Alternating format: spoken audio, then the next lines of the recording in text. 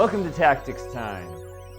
Today we're going to learn about double attack. And without wasting any time, let's get an example up on the board. Nothing to solve here, just nice clear example of one of the most basic types of double attack, but definitely not the only kind. We have a fork. We have one piece attacking two pieces, which it's pretty clear, after looking at this puzzle for a minute or two, that black is going to lose a piece, right? Not always. It's not always the case. Sometimes, not all double attacks are unstoppable. When there are slight differences in the position, it's easy to simply defend against certain kinds of double attacks, like so.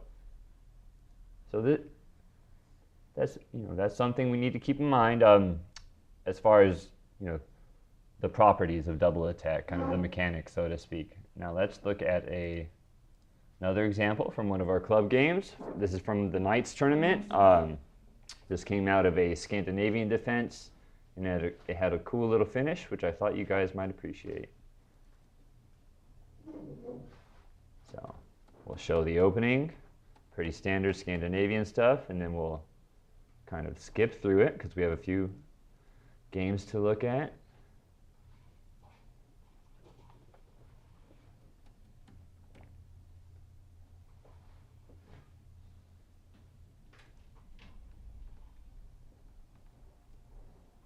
And we'll get to this point where white achieves one of the strategic goals in this opening. He gets a minor piece on e5, which black feels compelled to exchange. White continues to get his rooks pretty active, and he gets his queen bearing down on the black king. Black brings another attacker onto d4, but also leaving her exposed to some attack along these open lines on the queen side, which is what white takes advantage of, then makes a small threat by repositioning his rook on g3, forming this nice little battery. At which point, he stops the threat, prompting white to move the rook to f3, and then he, one might argue, unwisely chooses to capture on d4. You guys think just exchanging here on d4 looks pretty straightforward, right? Okay, I agree.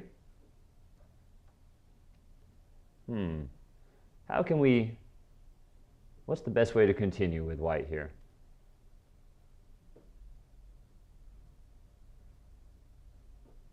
Continuing to maybe make a mate threat, but also exploiting the weakness on the black back rank. Yep, it's got two targets under the scope of the queen. f7 and d8. Queen e7, like you said, it's a pretty little move, and it was played in the Knights tournament by Manny. Manny actually played this, and he found this cool little move over the board, queen e7, and black had to resign here. We're going to look at a couple games. We're going to speed through all but one of them, just getting to the winning attacks at the end, where we see a lot of the double attack motif popping up. Okay, Mieses was a famous player from the turn of the century, known for his attacking skills, playing much in the style of the Romantics. And out of an e4, e5 opening, we see a typical kind of theme being played, an attack on the castled king side position, the castled king position in black's camp. We see some good aggressive play, but both sides are still roughly equal here.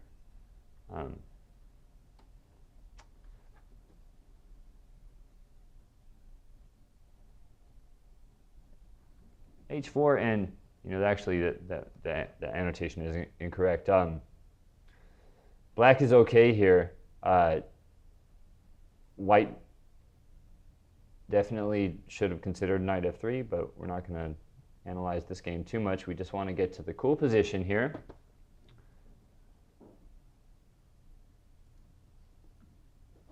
and talk about some of the possibilities. What do you guys want to play here?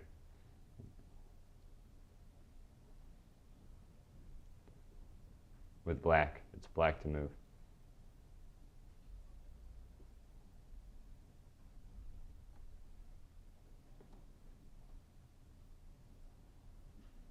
Maybe knight f6, getting that knight off the back row.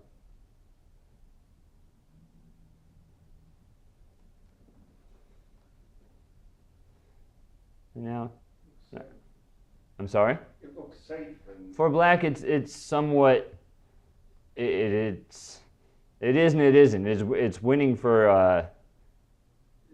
It's not in a good position, that knight. which knight? The knight that you just moved, it might attack the queen, but there's a knight there, so you're really not going to be... Well, you can just exchange. Yeah. Yep. You can just trade and get a winning attack. Sure, because you'll have 3 pieces attacking twice defended, f7. Definitely, that's the best move. But the pretty move, also winning,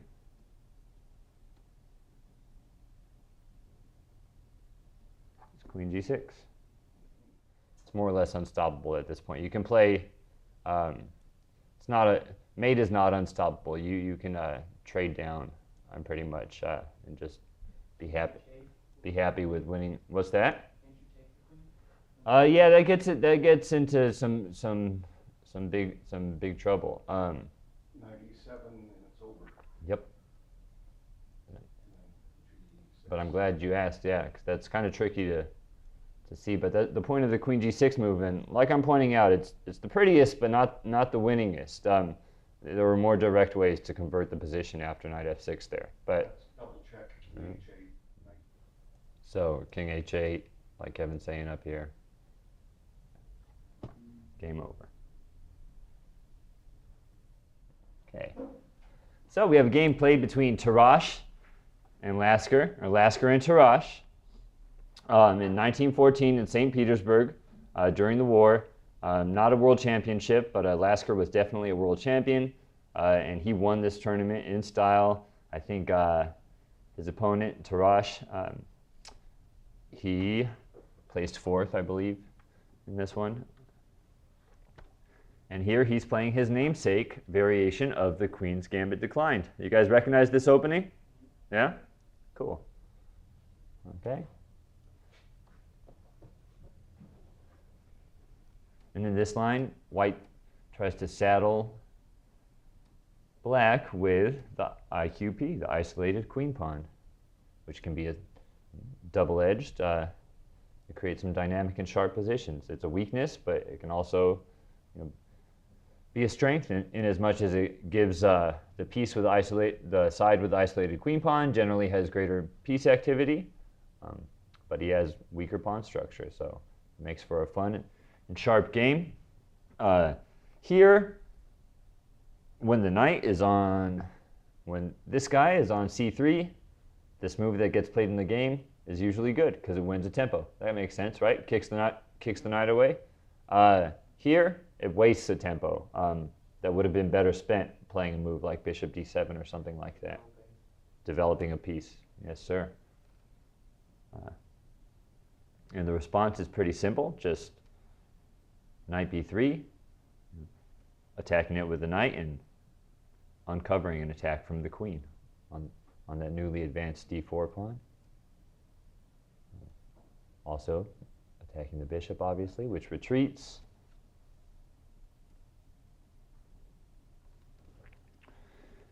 And now, Lasker pretty much, the rest of his plan will more or less revolve around showing how weak that pawn push was, and really emphasizing the weakness of an isolated pawn, especially the isolated queen pawn. Kind of with some natural developing moves, putting the rook on the open file, happily exchanging the bishop for the knight, retaining that positional advantage of the bishop pair.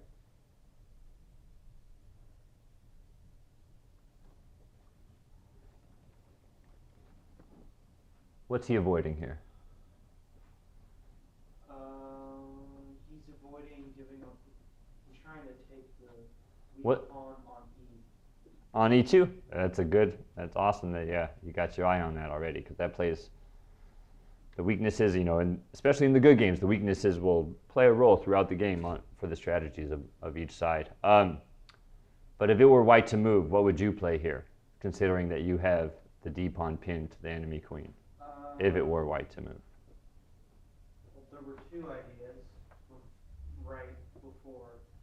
Bishop G5. Okay. Bishop F4. Bishop G5, Bishop F4, I like. Those are both principled moves. Bishop F4 gives you a strong diagonal.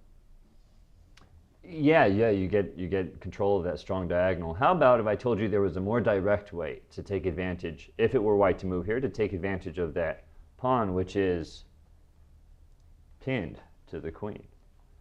B3. Yeah. So he's avoiding that when he plays this. He doesn't want to deal with that.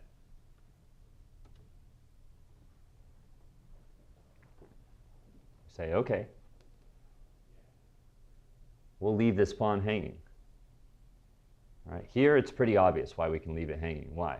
If he takes it on this move, what does white play?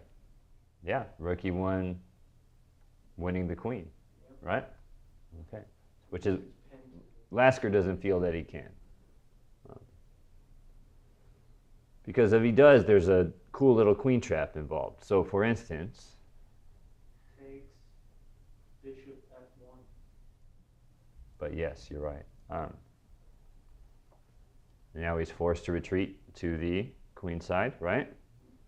Because if you play Bishop F1 immediately, then he can just go straight back. Make sense? Right? And now Bishop F1 gets us a decisive material advantage. Okay. So, Tarrasch was a pretty strong player. He didn't go in for that. He sees the idea. What's the idea behind A4, though?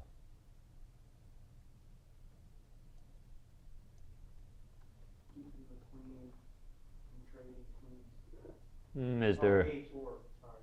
Yeah, A4. After playing A4, what are we threatening to do? Up that pawn. You're right. Yeah. So just we're threatening just to play A5, right, and win the bishop. Yeah, well said. Okay.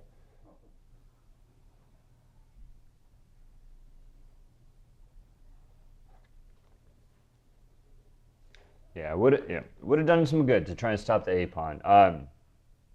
But now we'll see his position kind of fall apart and give us some good learning opportunities to identify some double attacks. So the answer to knight e4 was bishop b1, rook a8, defending the attacked pawn. And here the annotator, mentions that rook ac8 would have been preferable, because the weaknesses on the queen side at this point just begin to tell loudly and clearly. And one of them is that because of this advanced a pawn and the constant threat of it pushing and disrupting the constellation of black pieces over there in some way, the rook would have been better served on holding everything together if he were just moved to c8 immediately, defending that knight. But this escaped him. So Lasker was able to push on, get a5 in there, kick the bishop to c5, and continue to create some long-lasting weaknesses, namely doubled a pawns. Here.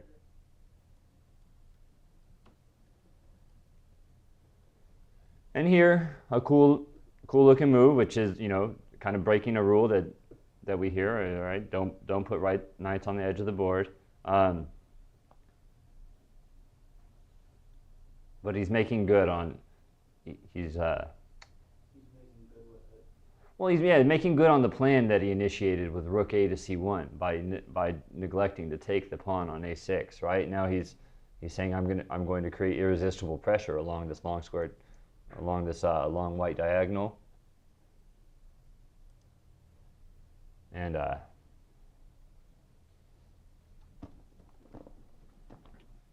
the start here is it's a bit of a double threat. It's the beginning stages of one.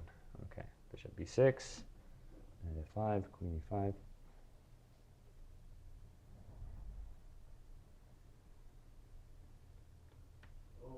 Right. So he's quite, and even here we're glossing over some cool tactical points.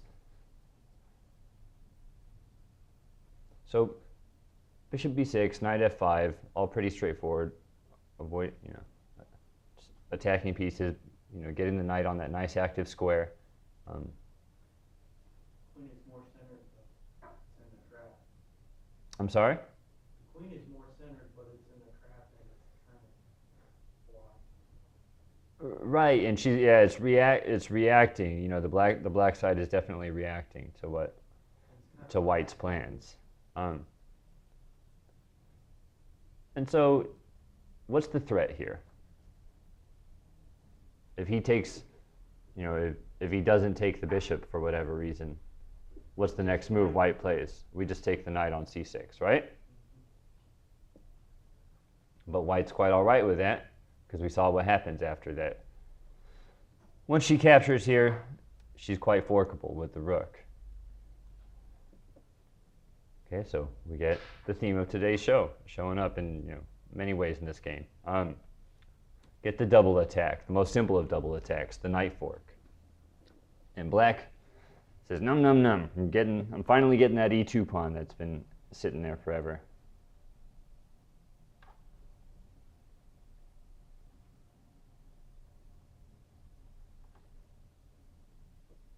And they get into this series of exchanges. And now you were noting that black had the centralized queen. Now White does, and she's not going to be driven away so easily, right? Rook ideas like rook d8 are definitely not on the board right now, because as mentioned before, and it's very it's really noteworthy to point out that this knight is loose because he initiated and followed through so well on that plan of gaining space on the queen side with a4, a5, and putting the rooks on the right files and so on. Okay. This is a mistake I often make. I'll think I'm better, and then I'll trade down. Would you trade your queens here? No. As black? Yes. No, as black, yes, yeah, because that passed pawn all of a sudden becomes white, a strength. I would not want to. Okay, you play like Emanuel Lasker, one of the all-time greats. Good. Okay, definitely would not be a favorable exchange. Especially when you're better, you want to keep. You want to keep your strongest attacking piece on the board. I agree. That's good chess wisdom. Okay. Attacking the queen. Disregarding the attack to take the rooks off the board. Recentralizing the queen, getting out of the attacked piece's scope. Just seizing the open file. Yeah.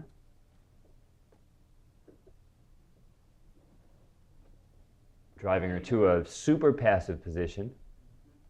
And now you got knight hanging. Okay, you've picked up on the basic parts that make the next sacrificial move, that make it work. Look for some bold moves with White here. What are you going to play? Bold would be Taking where? the pawn. On h6, and if I take back with the g pawn, what's your idea? So I just go through the direct line, and I say you're giving. G4. Take. G. When you say just the square, that means that we're just putting a pawn there. Is that what you're saying? G4.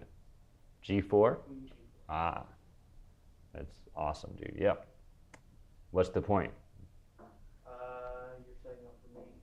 Well, I think no. That's the point is what you mentioned earlier. There's something loose, right? So Queen G4 check. The king is forced to move. can that knight participate in defending against the check in any way? No, right? Not at all. He's just loose. Loose pieces drop off, as the famous saying goes. Which is why he does not recapture, right? He moves the piece away.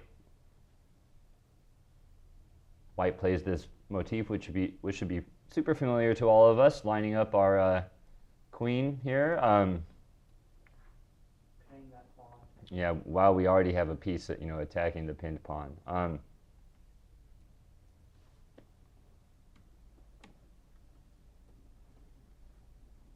And from this point, Lasker, with a bit of technique that we are going to... This is now more desperation time. Well, he has the passed D pawn, which is created in the opening, and which, as we mentioned, can be, the redeeming strength or the fatal weakness. And it takes technique to prove it as the latter, as the weakness. And since this is not an endgame class, we're not going to focus on it too much, but we will admire it, that after this point, there's no way that he can hold on to the pawn, because its sole defender can easily be removed by attacking it with the bishop. At which point... So basically, bishop, d4. Yep. Knight moves to, depending on which square you just... If he moves somewhere, and if he's attacking the bishop, then we probably just take the bishops off the board and then capture the pawn. And if he doesn't attack the bishop, then we just take the pawn. The other thing is the c-guy has pawn on each round. Oh, well, this is our winning plan, but we need to remove some of the minors and then also contend with this guy before we can convert the winning position. Cool? All right. Yeah. Not a bad little game illustrating the tactical motif of double attack. This is a really cool one, played by a famous name that we all know, Karpov, against Larry Christiansen. Most club play, a lot of players know of this one because Karpov doesn't blunder very often, but this is a game in which he actually did blunder. White to move, what do you think is strongest here? How about you guys? Yeah. Bishop e2? Okay, attacking the knight. You're attacking one piece. All right, is there any way you can stay in line with the theme and double attack? Yeah. Yeah. Black has two loose pieces, that's the clue. Black has two loose pieces, as our astute viewer up front is pointing out. How are we gonna capitalize on that? This rare, once in a lifetime opportunity to catch Karpov hanging a piece. You guys got it? Yeah? Does this make sense? Yeah. Okay. Looks like you guys got something out of that. Hopefully you enjoyed it. Hit like, share, subscribe. See you guys next time. Okay.